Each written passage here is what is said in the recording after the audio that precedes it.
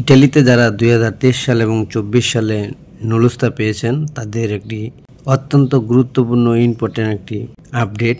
কেননা 2025 সালে এসে ইটালি সরকার বিভিন্ন আইন কানুনের পরিবর্তনের মাধ্যমে বিভিন্নভাবে বাংলাদেশি যারা নুলুস্তা পেয়েছে তাদেরকে এক প্রকার হয়রানিমূলক অবস্থায় ফেলে রেখেছে। দ্বিতীয়ত হলো আপনারা যারা 2023 সাল এবং 2024 সালে নুলুস্তা পেয়েছেন তাদের মধ্যে অধিকাংশ নুলুস্তাই হচ্ছে মালিকের সাথে কন্ট্যাক্ট করা, যা স্বাভাবিকভাবে অন্যান্য বছরও হয়ে থাকতো। আর ইউরোপের দেশগুলোতে বিশেষ করে কন্ট্যাক্টের মাধ্যমেই যাওয়া হয়। তো সেহেতু আপনার যে মালিকের সাথে অধিকাংশ মালিকের সাথে কন্ট্যাক্ট হয়েছে বা চুক্তি হয়েছে যে ইটালিতে লোক নিয়ে দিবে।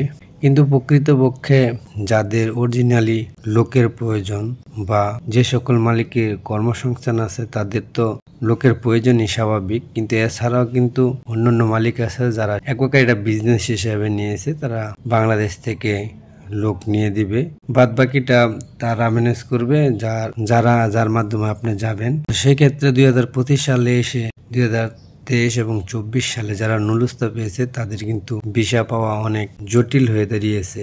কেন জটিল হয়ে দাঁড়িয়েছে? 2023 এবং 24 সালের যেসব নুলুস্তাগুলো হয়েছে তাদের অধিকাংশ মালিকই পেপুত্তরায় যেতে চাইতেছে না। শুধু ওই সকল মালিকরাই পেপুত্তরায় যাইতেছে যাদের লোকের প্রয়োজন, যাদের কর্মসংস্থানে লোকের শর্ট আছে। এক কথায় বলতে গেলে যারা অরিজিনাল মালিক তারাই যাইতেছে এবং বিভিন্ন অঙ্গীকারনামা তারা দিয়ে আসতেছে। তৃতীয়ত হলো যে শ্রমিক তারা ইটালিতে নিবে তার থাকার এবং তার কাজের সকল যুক্তি সকল কিছুই ইটালি পেপুত্তরাতে তারা জমা দিয়ে আসতেছে। কিন্তু যে সকল মালিকের মাধ্যমে আপনার কন্ট্যাক্ট হয়েছে বা চুক্তির মাধ্যমে হয়েছে যা লোক নিয়ে দিবে ইটালিতে, ওই সকল মালিক কিন্তু ভাই যেতে ইচ্ছুক হচ্ছে না। ওই সকল মালিক যেতে ইচ্ছুক হইতেছে না এই কারণেই, কারণ অ্যাকচুয়ালি তাদের সকল ডকুমেন্টস নাই। আর মূলত তাদের অ্যাকচুয়ালি কোনো কর্মসংস্থানই নাই। শ্রমিককে অঙ্গীকারনামা দিয়ে নিয়ে শ্রমিকের কাজ দিবে, বেতন দিবে, থাকার জায়গা দিবে, এরকম চুক্তিপত্র দেওয়ার মতন তাদের ওয়ে নাই, যার ফলে তারা কিন্তু যেতে ইচ্ছুক হচ্ছে না। এতে কি হলো?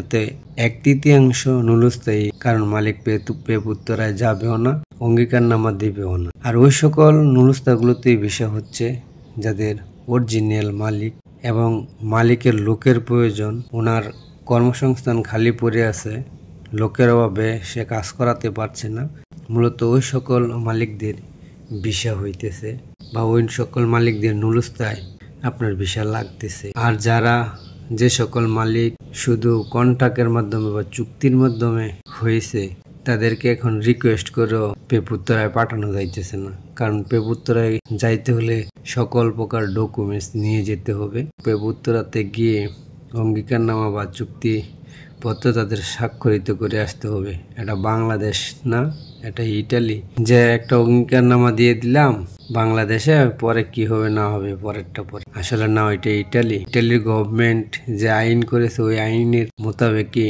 মালিককে চলতে হবে। এবং মালিক বুঝতেছে, যে সকল মালিকরা শুধু কন্ট্রাক্টের মাধ্যমে চুক্তি করেছে ওই সকল মালিকরা এখন বুঝতেছে যদি আমি পেপুত্তরা যায় কাগজপত্র জমা দিই আমার তো সকল ডকুমেন্টস দিতে হবে, এবং লোকটা যখন আপনার ইটালিতে যাবে তখন কিন্তু ওই লোকের সকল দায় দায়িত্ব ওনার নিতে হবে। কিন্তু প্রকৃতপক্ষে চুক্তি তো আর এভাবে হয়েছিল না। সে ক্ষেত্রে আপনার অধিকাংশ মালিকেরই কর্মসংস্থান নাই, জাস্ট লোক নিয়ে দিবে, এটা একটা বিজনেসের মতো। তা আপনারা মোটামুটি আপনাদের মাধ্যমের সাথে যোগাযোগ করে জানেন যে আপনার মালিক কি পেপুত্তরায় যাইতে ইচ্ছুক কিনা বা গেছে কিনা। এতটুকু তথ্য যদি আপনি নিতে পারেন তাহলে মোটামুটি আপনি কনফার্ম হতে পারবেন যে আপনার ভিসা হবে কি হবে না।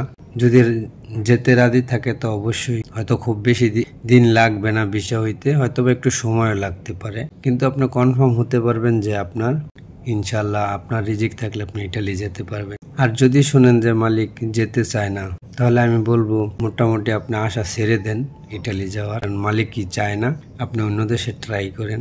তো গতকালকে আমরা যোগাযোগ করে এই তথ্যটুকু পেয়েছি, যেহেতু আমাদেরও কিছু নুলুস্তা আছে সেহেতু আমরা যোগাযোগ করেছি। আমাদের মাধ্যম খুব কাছের আমাদের ভাই হয়, তো উনি বলছে মালিকের সাথে আমি যোগাযোগ করেছি, মালিক গেছেও এবং মালিক ডিক্লারেশনের পেপারে সিগনেচার করে আসছে, একটু অপেক্ষা কর, ইনশাল্লাহ হয়ে যাবে। তো যেহেতু এতটুকু আশা ভরসার কথা শুনলাম, তো সেহেতু আমরা আশা করতে পারি। ও আবার বলছে মালিক যদি না যেতে চাইতো তাহলে আমি বলতাম যে তাদেরকে বাদ দিয়ে অন্য দেশে যাওয়ার চেষ্টা কর। তো যেহেতু এত দৌড়াদৌড়ি করার পর একটু ভরসা পাইতে, তো সেহেতু আমরা অপেক্ষায় থাকলাম। তো সময় লাগতে পারে, তো বাদ বাকি আল্লাহ পাকের ইচ্ছা। তো সেহেতু আপনারা একটু আপনাদের মাধ্যমের সাথে যোগাযোগ করে দেখেন আপনাদের মালিক কি পেপুত্তরায় যাইতে রাজি কিনা এবং সকল প্রকার ডকুমেন্টস দিতে বা সিগনেচার করতে রাজি কিনা। যে সকল মালিকদের আপনার সকল ডকুমেন্টস নাই, ওই সকল মালিকরা কিন্তু যেতে চায় না পেপুত্তরায়। বলে নাকি যে কাগজ আসলে এমনি আসবে, না আসলে আমি পেপুত্তরায় যাব না, তো যায় ঝামেলা নিতে চায় না। আসলে মূলত তার কিন্তু লোক নেওয়ার ওইরকম মুরুত নাই, আর লোক নিতে পারলেও যে চুক্তিপত্রে সিগনেচার করবে, ইটালিতে যাওয়ার পর সকল দায় দায়িত্ব, বেতন, থাকা, সকল কিছু সুযোগ সুবিধা মালিককে দিতে হবে। আজকের মতো এতটুকুই আপডেট ছিল। আবারও নতুন কোনো তথ্য পেলে দেওয়ার চেষ্টা করব। সে পর্যন্ত ভালো থাকবেন, সুস্থ থাকবেন। আল্লাহ হাফেজ।